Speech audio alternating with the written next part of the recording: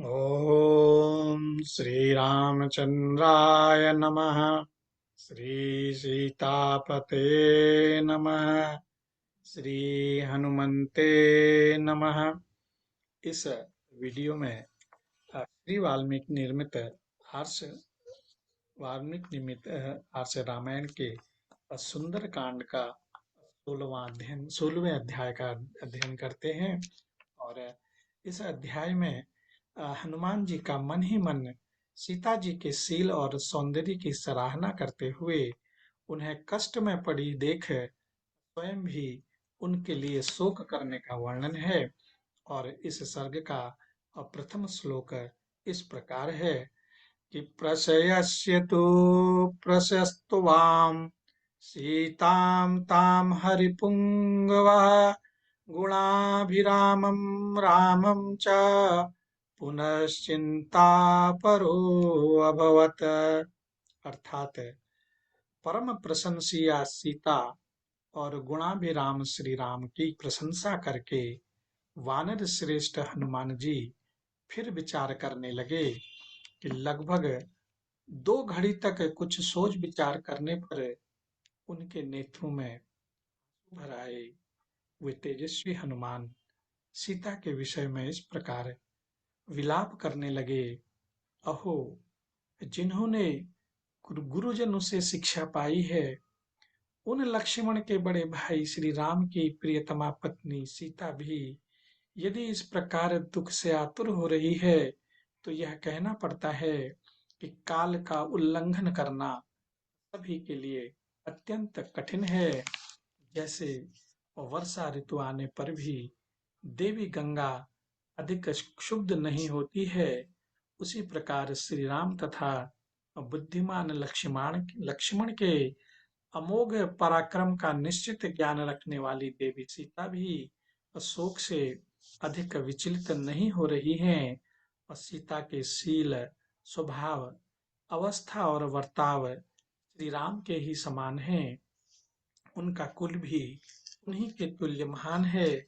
अतः श्री रघुनाथ जी विदेह कुमारी सीता के सर्वथा योग्य हैं तथा वे कजरारे नेत्रों वाली सीता भी उन्हीं के योग्य हैं। और नूतन वर्ण के समान दीप्तिमती और लोक कमनीया लक्ष्मी जी के समान शोभामयी श्री सीता को देखकर हनुमान जी ने श्री रामचंद्र जी का स्मरण किया और मन ही मन इस प्रकार कहा कि इन्हीं विशाल लोचना सीता के लिए भगवान श्री राम ने महाबली वाली का वध किया और रावण के समान पराक्रमी कबंध को भी मार गिराया। और इन्हीं के लिए श्री राम ने वन में पराक्रम करके भयानक पराक्रमी राक्षस विराध को भी उसी प्रकार युद्ध में मार डाला जैसे देवराज इंद्र ने संबरासुर का वध किया था।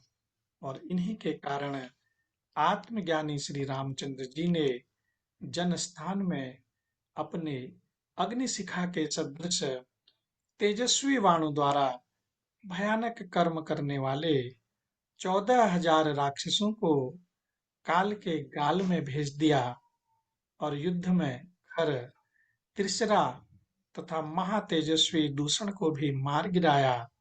वानरों का यह दुर्लभ ऐश्वर्य जो वाली के द्वारा सुरक्षित था, इन्हीं के कारण विश्वविख्यात सुग्रीव को प्राप्त हुआ है। और इन्हीं विशाल लोचना सीता के लिए मैंने नदों और नदियों के स्वामी श्रीमान समुद्र का उल्लंघन किया और इस लंकापुरी को छान डाला है। इनके लिए तो यदि भगवान राम समुद्र पर्यंत पृथ्वी तथा सारे संसार को भी उलट देते तो भी वह मेरे विचार से उचित ही होता।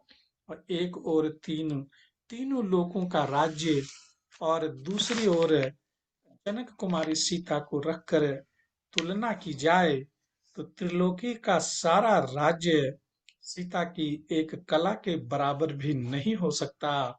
और वे धर्मशील मिथिला नरेश महाराजा महात्मा जनक की पुत्री सीता पतिव्रत धर्म में बहुत सुदृढ़ हैं, और जब हल के मुख अथवा फाल से खेत जोता जा रहा था, उस समय वे पृथ्वी को फाड़कर कमल के पराग की भांति क्यारी की सुंदर धूलों से लिपटी हुई प्रकट हुई थी।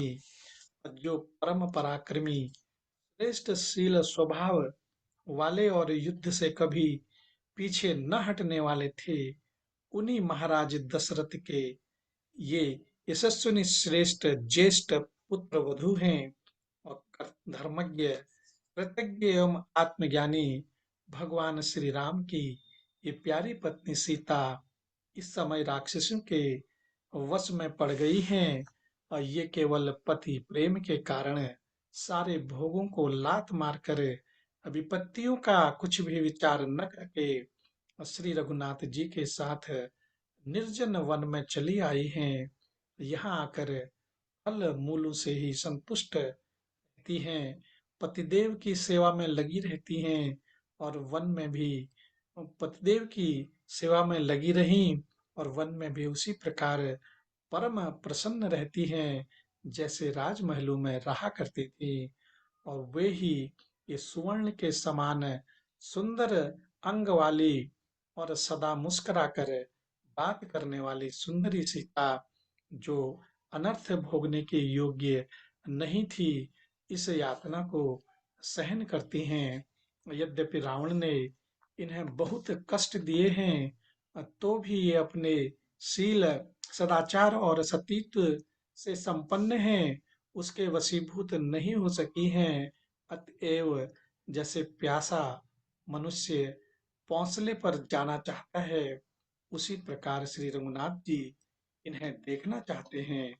जैसे राज्य से भ्रष्ट हुआ राजा पुनः पृथ्वी का राज पाकर बहुत प्रसन्न होता है, उसी प्रकार उनकी पुनः प्राप्ति होने से श्री रघुनाथ जी को निश्चय ही बड़ी प्रसन्नता होगी, और ये अपने बंधुजनों से बिछुड़कर विषय भोगों को तिलांजलि दे केवल भगवान श्री रामचंद्र जी के समागम की आशा से ही अपना शरीर धारण किए हुए हैं। ये न तो राक्षसियों की ओर देखती हैं, और न इन फल फूल वाले वृक्षों पर ही दृष्टि डालती हैं, और सर्वथा एकाग्र चित्त हो, और मन की आंखों से केवल श्री राम का ही निरंतर दर्शन अथवा ध्यान करती हैं। इसमें संदेह नहीं है, और ये निश्चय ही पति नारी के लिए आभूषण की अपेक्षा ही अधिक शोभा का हेतु है। और ये सीता उन्हीं पतिदेव से बिछुड़ गई हैं, इसलिए शोभा के योग्य होने पर भी शोभा नहीं पा रही हैं। और भगवान श्री राम इनसे बिछुड़ जाने पर भी जो अपने शरीर को धारण कर रहे हैं, दुख से अत्यंत शिथिल नहीं हो जाते हैं। यह उनका अत्यंत दुष्कर कर्म है। काले केस और कमल जैसे नेत्रों वाली ये सीता वास्तव में सुख भोगने के योग्य हैं। उन्हें दुखी जानकर मेरा मन भी व्यथित होता है।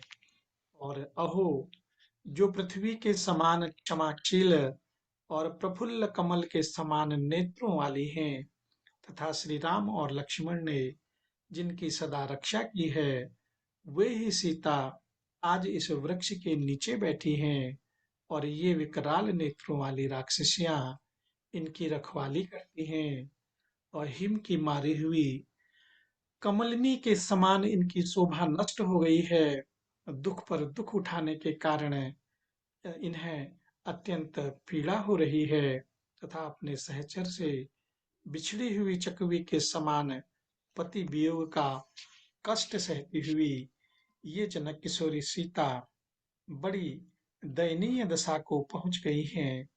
और फूलों के भार से जिनकी डालियों के अग्रभाग झुक गए हैं, वे अशोक वृक्ष इस समय सीता के लिए अत्यंत शोक उत्पन्न कर रहे हैं, तथा शिशिर का अंत हो जाने से वसंत की रात में उदित हुए शीतल किरणों वाले चंद्रदेव भी इनके लिए अनेक सहस्त्र किरणों से प्रकाशित होने वाले सूर्य देव की भांति संताप दे रहे हैं। और इस प्रकार विचार करते हुए बलवान वानर श्रेष्ठ वेगशाली हनुमान जी यह निश्चय करके कि ये ही सीता है, उसी वृक्ष पर बैठे रहे। और इन्हीं शब्दों के साथ श्री वाल्मीकि निर्मित आर्ष रामायण आदि काव्य के सुंदर कांड में 16वां सर्ग पूरा हुआ। और आज आज इतना ही। और अगली वीडियो के लिए आप तक के लिए आप सभी प्रेमी भक्तजनों को मेरा प्यार भरा नमस्कार, प्रणाम। जय श्री राम। जय जय श्री राम।